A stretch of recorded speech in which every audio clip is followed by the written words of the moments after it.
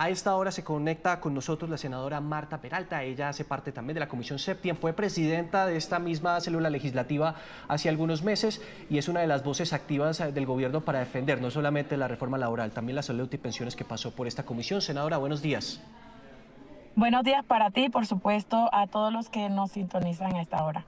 Alguna vez decía un dicho, se les dijo, se les advirtió que si ustedes seguían teniendo el paquete de derechos sindicales o derechos colectivos, pues esta reforma laboral no tenía mucho futuro. ¿Por qué no ceder en esa parte y sacar adelante otras iniciativas que ya tenía consenso, por ejemplo, en partidos como el conservador y liberal, como es el cargo de los recargos dominicales? Pongamos un ejemplo.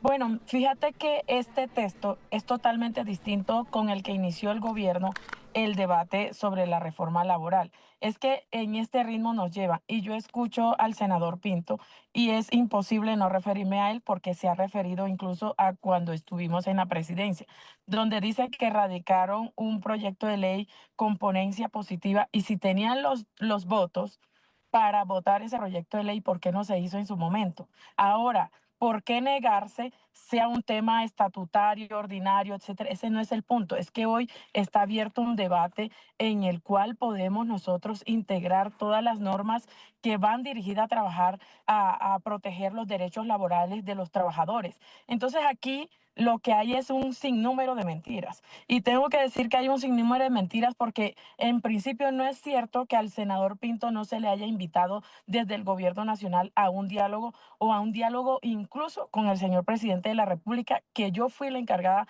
de llevar ese mensaje y no se lo aceptó. No salió a la cita con el señor presidente de la República. Es más, queda en evidencia que como dice, no, yo no hago parte del gobierno, yo no, y él mismo acaba de decir que en el Fondo Nacional del Ahorro estaba trabajando su hija. Entonces, ¿quién está mintiendo en el país? Y ahí es cuando yo le he dicho al gobierno, no nos dejemos seguir engañando por algunos que dicen que no son parte del gobierno, pero están integrando el gobierno o están ocupando cargos de gobierno, y por otros que dicen que están apoyando esto, pero viene y la bancada o parte de su bancada viene y la vota negativo o la hunde después. Entonces, yo no voy a cuestionar aquí la decisión de los senadores, ni me voy a ir en contra de cada uno de ellos, pero tampoco aquí podemos echar mentiras. Y aquí la ciudadanía ya no se deja meter los dedos a la boca. Aquí se sabe qué es. ¿Por qué hoy dicen que, por qué le temen hoy a una consulta popular? ¿Por qué con los trabajadores sí nos reunimos en campaña y ahora que nosotros Claro. podemos mejorarles sus condiciones, generarles mayores garantías, mejorar hoy la condición laboral y la protección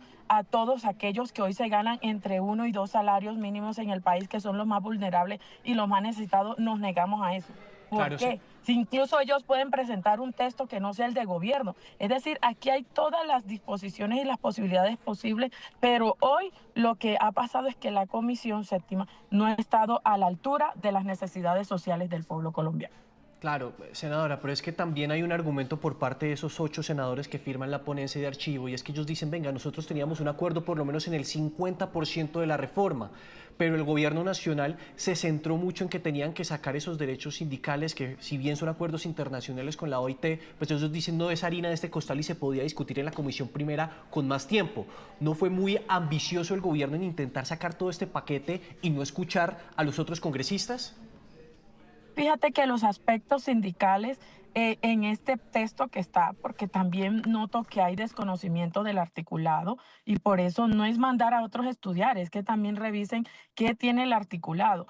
Y por ejemplo, acá la mayoría de los aspectos se refieren al derecho individual y no tanto al colectivo, porque todo eso se revisó en la plenaria de la Cámara. Ahora, si ese fuera el caso, pues aquí están abiertas todas las posibilidades para que nosotros mismos, como legisladores, podamos analizar el texto, configurarlo, modificarlo como nosotros consideremos, porque esa es la democracia. Pero lo que yo no acepto y lo que es indignante y lo que reprocho es que por esa actitud, por no conversar, por no dialogar, por cerrarnos, por buscar culpables, por buscar justificaciones, le estemos negando los derechos a los trabajadores, a la clase obrera de este país, y que la clase obrera de este país no solo es petrista. Ayer el ministro Benedetti y también Antonio Saguino señalaban que no es prudente retirar las reformas, pues básicamente ya la laboral está hundida. ¿Usted qué opinión tiene de este tema? Importante Bueno, ya retirarla y dedicarse a la consulta, por ejemplo. yo era partidaria de retirar las reformas porque mira, fíjate que, hombre, la ciudadanía nos llevan en estas desde que inició el gobierno. Y vienen, dicen, radiquen una que nosotros organicemos y con mensaje de urgencia y eso en un mes. Y así nos hicieron con la reforma a la salud. Y ahora lo mismo, entonces yo pienso que lo que han querido es desgastar al gobierno, generar unas expectativas sobre la cual no hay ningún tipo de voluntad de avanzar y que ahora sí tenemos que trabajar en paralelo.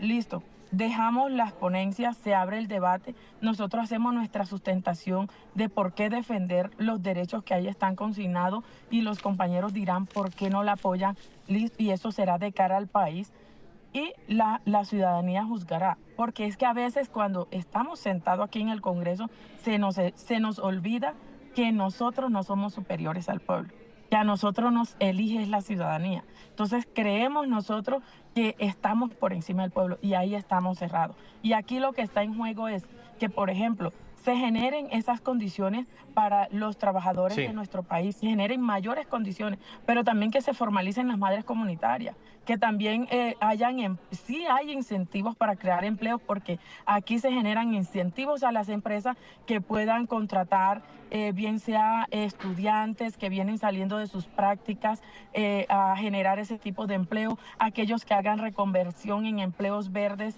y azules de venir de pronto de Sí. empresas extractivas.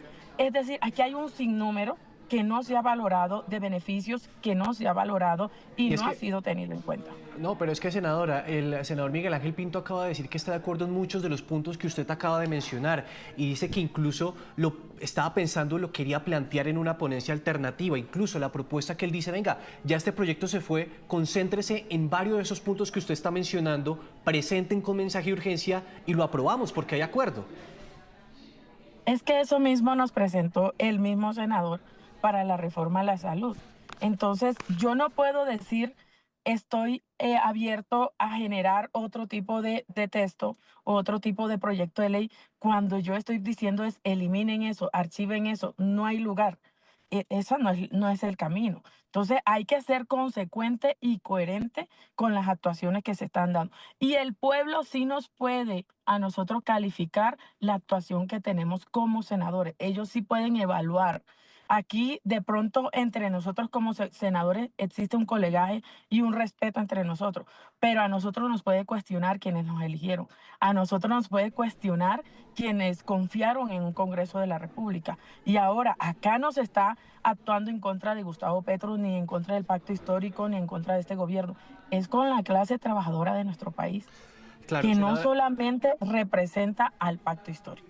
es que yo también, usted dice, y lo que le entiendo es que se han presentado conversaciones y que han tenido acuerdos, pero es que también yo quiero mencionarle otras leyes que el gobierno ha tramitado a través del Congreso de la República. Ley de paz total, el Plan Nacional de Desarrollo, la Ley de Matrícula Cero, el campesino como sujetos de derecho, la jurisdicción agraria, la reforma pensional se aprobó, la reforma tributaria que fue muy agresiva también se aprobó. ¿Por qué decir que hay un bloqueo institucional por parte del Congreso, que no hay diálogo? Cuando usted misma me ha dicho, hemos tenido diálogo con senadores y en la Gaceta del Congreso está comprobado que se han aprobado proyectos como la reforma pensional.